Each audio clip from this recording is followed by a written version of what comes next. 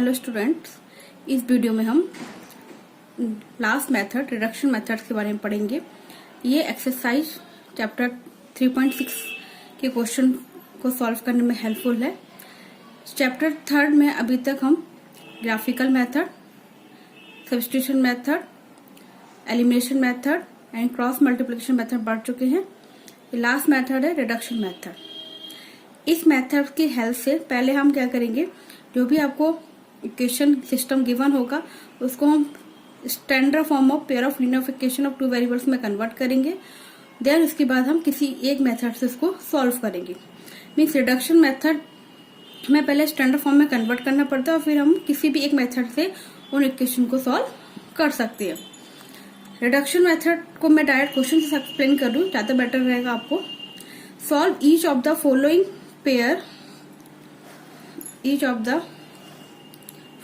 pairs of equation by reducing them to a pair of linear equation।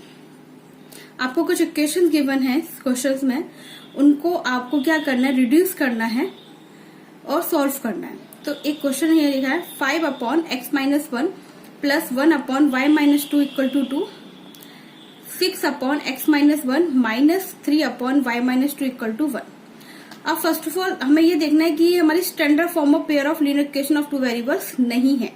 Standard form क्या होती है, a1x + b1y + c1 = 0, a2x + b2y + c2 = 0।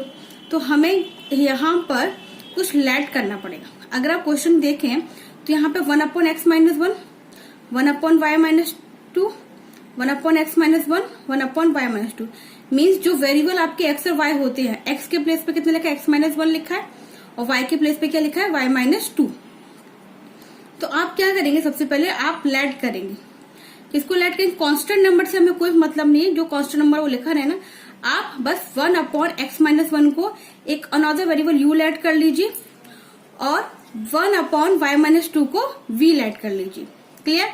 5, 6 हम बाद में multiply कर देंगे। अभी हमें एक स्टैंडर्ड फॉर्म को कॉमन लेना है, तो दोनों में सब में 1/x-1 और यहाँ भी 1/x-1 कॉमन आ रहा है, तो अब 1/x-1 को u लैड कर लेंगे एंड 1/y-2 को v लैड कर लेंगे। वी गेट, तो जैसे ही आपने 1/x-1 को u लैड किया तो 5 तो छोड़ो 1/x-1 को आपने u लैड किया और 1/y-2 को आपने क्या लैड किया, v लैड किया। तो यहाँ पे 5 क्या है, मल्टीप्लाई में अगर हम 5 को हम बाहर लिखे तो 5 × 1/x-1 बचेगा। तो 5 × क्या हो जाएगा, u, क्योंकि 1/x-1 को आपने क्या मान लिया, u मान लिया। तो इक्वेशन क्या बनेगी आपकी, 5u। यहाँ पे 1/y-2 को आपने क्या माना है, v माना है, plus v = 2। This is equation 1। Similarly 6 आप बाहर ले लीजिए, यहाँ पे कितना चाहिए, 1/x-1 इसको आपने u माना है, तो u का मल्टीप्लाई 6 में होगा, 6u। 3 को बाहर ले लीजिए तो 1/y-2 को कितना, v, 3 × v, 3v = 1। अब ये दो इक्वेशन आपको स्टैंडर्ड फॉर्म में मिल गई। अब यहाँ पर आपकी चॉइस है, आप कोई मेथड अप्लाई कर सकते हैं, cross multiplication, elimination, substitution method, जो भी आपको बेटर लगे। मैं यहाँ क्रॉस मल्टीप्लिकेशन एलिमिनेशन लगा रही हूँ। तो 5u + v = 2, 6u - 3v = 1। Coefficient same करना है, हम v को एलिमिनेट करना चाह रहे हैं क्योंकि यहाँ पे v का कॉफिशिएंट क्या है, 1 है, यहाँ पे v का कितना है, -3। तो अगर मैं फर्स्ट इक्वेशन में 3 से मल्टीप्लाई कर दूं तो क्या हो जाएगा, प्लस का 3 माइनस का 3 कट जाएगा। 3 से क्यों किया, क्योंकि यहाँ पे 3 ऑलरेडी है, माइनस का 3, ऐसे मैं प्लस के 3 से मल्टीप्लाई कर रही हूँ। तो मल्टीप्लाई 1/3, 1 में हम क्या कर रहे हैं, 3 से मल्टीप्लाई कर रहे हैं। वी गेट 15 हो जाएगा, 3 से मल्टीप्लाई किया, 3v = 3 × 6, 6u - 3v = 1, 3 से कैंसिल आउट, 15 में 6 प्लस हो जाएंगे, ये 21u, 6 + 1 7u, 21 डिवाइड में जाएंगे, 7/21, 1/3। फ्रॉम इक्वेशन 2 से आपकी जो u की वैल्यू आई थी 1/3 आपने पुट कर दिया, तो 6 × 1/3 - 3v, 3 से 6 कैंसिल 2, तो 2 प्लस का इस साइड आके माइनस का हो जाएगा, माइनस का 3v, माइनस का 1 से कैंसिल, माइनस से माइनस 3 मल्टीप्लाई में डिवाइड में आ जाएगा। v की वैल्यू कितनी आई 1/3। अब आपने 1/(x-1) को u माना था, u कितना है आपका 1/3। तो यहाँ पर क्रॉस मल्टीप्लाई जो हम करेंगे तो क्या होगा, 3 का मल्टीप्लाई यहाँ हो जाएगा, 3 का मल्टीप्लाई 1 से हो जाएगा और x-1 का 1 से। तो क्या x-1 equal to 3, x equal to 3 + 1 equal to 4। तो x इक्वल टू कितना आ गया 4। 1/y-2 को क्या v बना था, v की वैल्यू कितनी आई थी 1/3, क्रॉस मल्टीप्लाई। तो यहाँ पे सोल्यूशन आ गया x equal to 4, y equal to 5। Next question देखिए, एक क्वेश्चन स्टूडेंट बहुत इंपॉर्टेंट है, ये आपके एग्जाम्पल का क्वेश्चन है 3.6 का। अ boat goes 30 kilometre up stream and 44 kilometre down stream in 10 hours. In 13 hours, it can go 40 kilometer upstream and can go 40 kilometer upstream and 55 kilometer downstream. Determine the speed of stream and that of the boat in still water. Question में क्या लिखा बच्चे,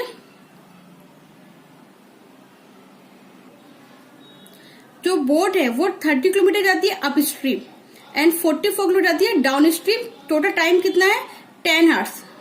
कि total time 10 hours है, जिसमें से वो 30 kilometre up stream जाती है, 44 kilometre down stream. Second condition है इन 13 hours it can go 40 kilometre up stream and 55 kilometre down stream. और 13 hours में कितनी जाती है 40 kilometre up stream and 55 kilometre down stream.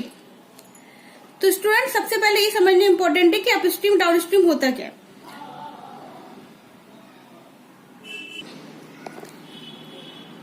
Up stream and down stream को हम समझते हैं। सबसे पहले अप स्ट्रीम में क्या होता है कि मान लीजिए आप बोट में जा रहे हैं,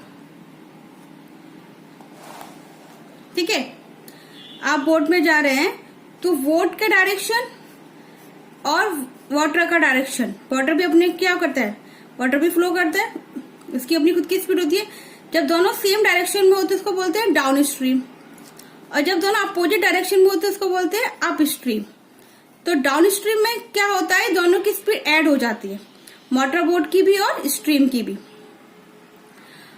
और अप स्ट्रीम में क्या होता है, स्पीड माइनस हो जाती है। जब अपोजिट डायरेक्शन चलते हैं स्पीड क्या होती है माइनस होती है, जब सेम डायरेक्शन चलती है स्पीड क्या होती है प्लस होती है। तो सबसे पहले हमें क्या निकालना है, बोट की स्पीड निकालनी है और स्ट्रीम की स्पीड निकालनी है। तो हम उसको लेट कर लेंगे, let the speed of the boat in still water be x kilometre per hour and speed of the stream be y kilometre per hour. कि बोट की स्पीड कितनी है x है और स्ट्रीम की स्पीड कितनी है y। अब स्ट्रीम के केस में क्या होता है, स्पीड माइनस होती है, तो बोट की स्पीड ज्यादा हो गई, स्ट्रीम की कम होगी, तो क्या होगा x minus y kilometre per our. Down stream में क्या होता है, स्पीड प्लस होती है, तो x plus y kilometre per our. अब क्वेश्चन क्या कह रहा है कि 30 किलोमीटर जाता है अप स्ट्रीम, तो टाइम का फॉर्मूला क्या होता है, डिस्टेंस अपॉन स्पीड। डिस्टेंस कितनी थी 30, स्पीड कितनी x माइनस y, कुछ टाइम लग रहा होगा उसको हमने t1 माना। डाउन स्ट्रीम में कितना था डिस्टेंस 44 पहले केस में, स्पीड कितनी है हमारी x प्लस y, कुछ टाइम लग रहा है उसको t2 माना। टोटल जो टाइम लग रहा था वो कितना था 10। तो 30 upon x minus y plus 44 upon x plus y equal to 10। यहां से मैं t1 t2 वैल्यू पुट कर दी। सेकेंड केस सेम ऐसे ही बन जाएगा। टोटल टाइम कितना 13 लग रहा है, अप स्ट्रीम में 40 किलोमीटर जा रहा है, डाउन स्ट्रीम में 55 किलोमीटर। अब आपको क्या करना है, यहाँ पर लेट करना है, 1 अपॉन एक्स माइनस वाई को u मानना है और 1 अपॉन एक्स प्लस वाई को v मानना है। तो 30u plus 44b equal to 10, 40u plus 55b equal to 30।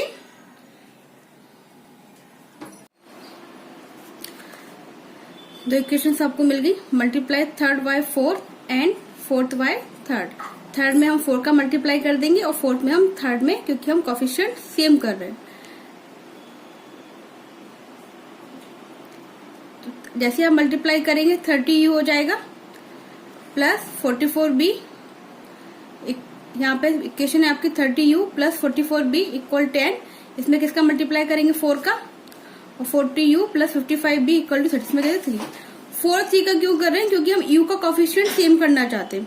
तो अगर इसमें हम 4 का कर देंगे तो 120 हो जाएगा, और 3 का कर देंगे तो 120। दोनों की कोफिशिएंट क्या हो जाएंगे, सेम हो जाएंगे, और एलिमिनेशन मेथड से जैसे कोफिशिएंट सेम होगा हम उसको कट कर देंगे। तो 4 का मल्टीप्लाई किया 120u plus 176v equal to 40। 3 का किया 120u plus 165v equal 39। Sign change करेंगे, कैंसिल।